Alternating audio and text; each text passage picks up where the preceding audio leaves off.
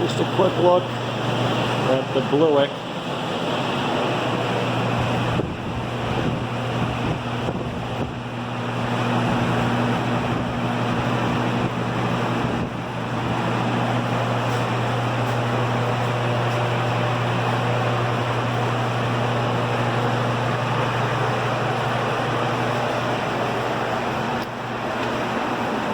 Getting kind of crammed in here.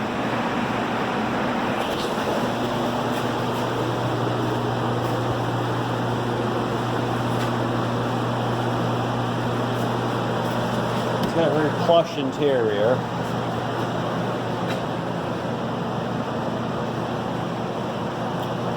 There's a lot of stuff. But exactly the same as the other one. Other than, well, I guess it's condition.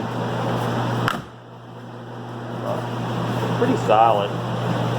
Side mount. Chrome's all toast. Don't know what's going on there. It's all open. Was open. Still open. It's free. Rolls over. And well, that's about it.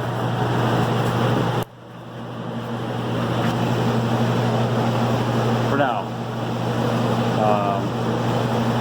We gotta clean this thing out and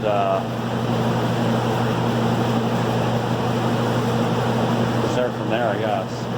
Looks like it was black or some kind of dark blue. I'm not really sure.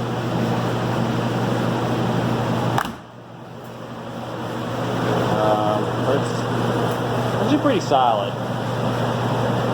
So the idea is to see if we can get it to run on its own and just kind of secure it up a little bit.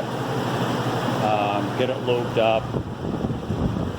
Maybe do something about that top. I don't know what I'm going to do about that just yet. But yeah, it needs some attention.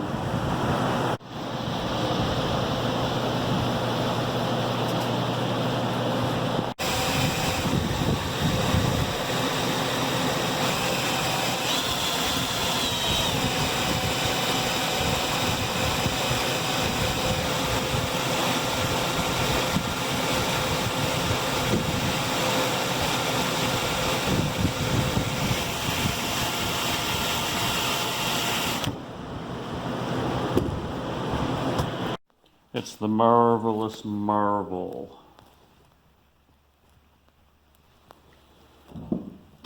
This is kind of neat. This is a gasket that somebody made out of, it looks like a phone directory. I'm not really sure. There's the air horn.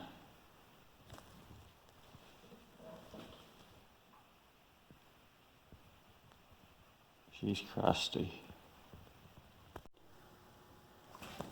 It's not perfect, but should be good enough for now. This is a weird carburetor. 2-barrel updraft.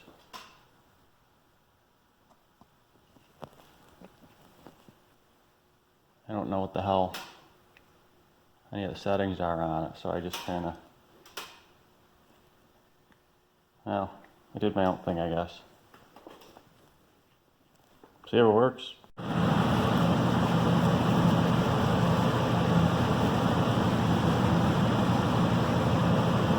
little bit of sludge under there. Hold the pan down. I thought this was cool. Right on the crankshaft.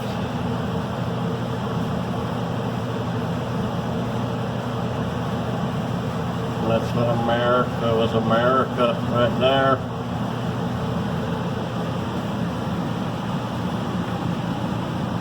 Look at the length of that crankshaft. It's incredible.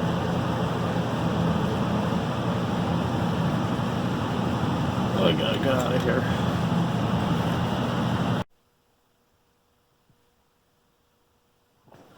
Anywho, progress report.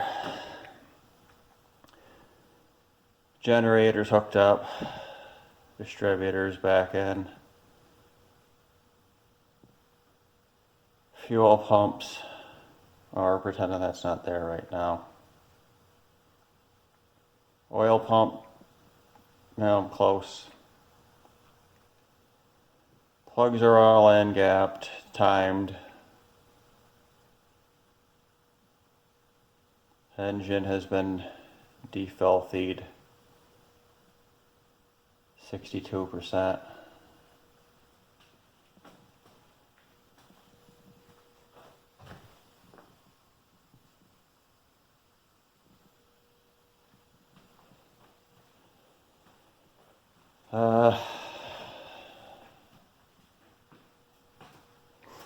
Starter's been taken apart, cleaned up. Should work. Might not work. I don't know. Carburetor's been gone through. No kit available. Cross the fingers on that one.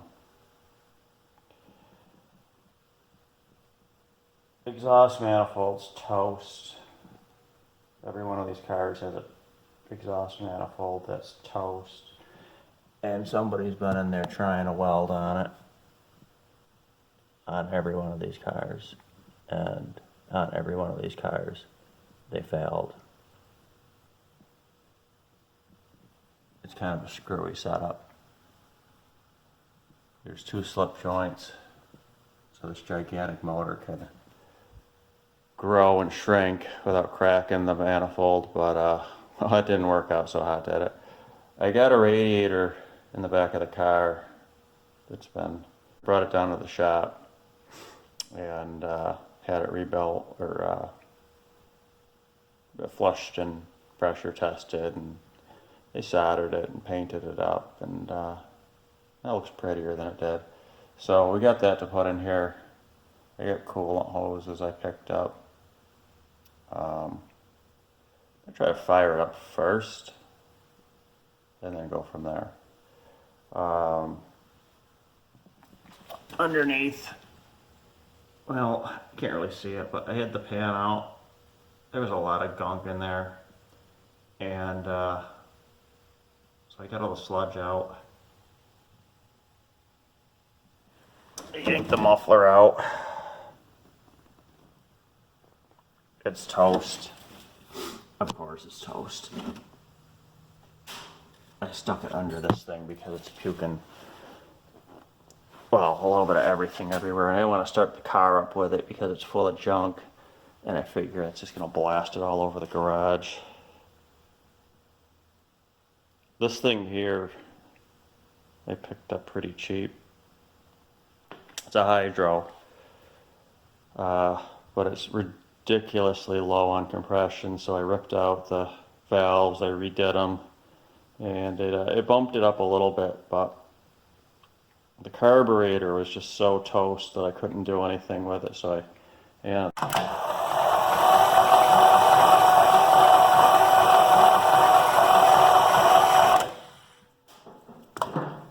My starter works, but I haven't built any oil pressure yet. I thought I'd have some oil squirting out of there, and I've been cranking on it since last night, and I came out this morning for letting any bubbles settle out, but no OP.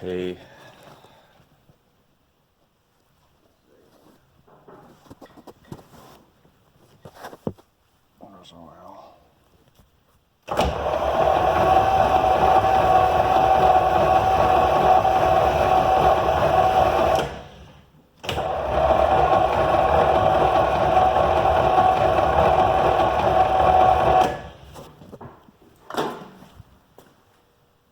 Yeah, we'll keep doing that until something happens, I guess.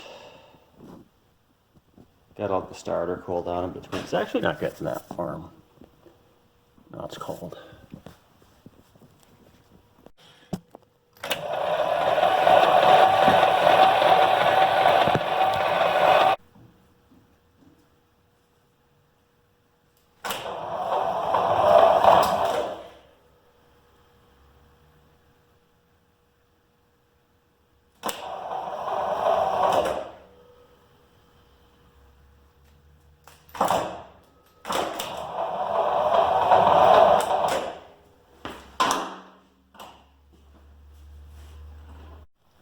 So I got a pop out of it last night, and then the carburetor started leaking.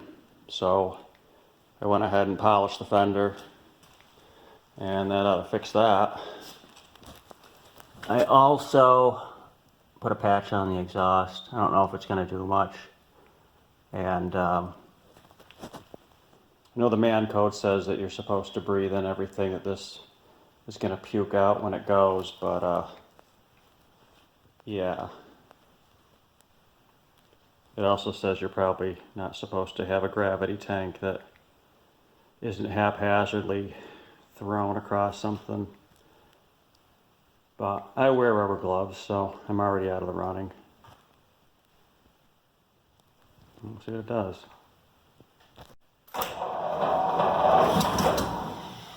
Ooh.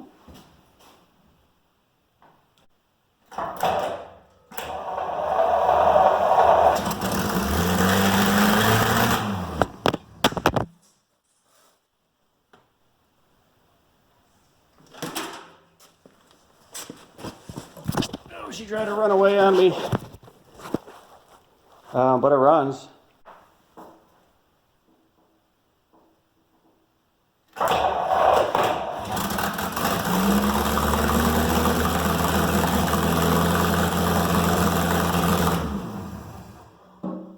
gotta see if I got a little pressure. I do. You got pressure.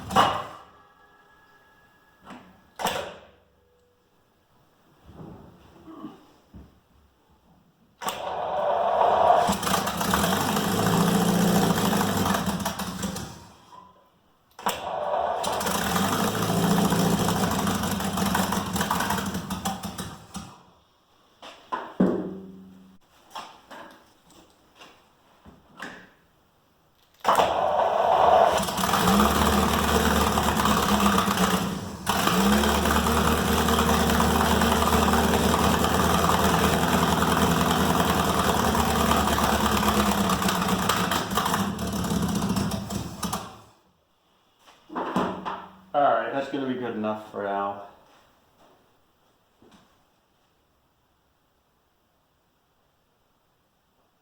It's holding 20 pounds. Slowly creeping down.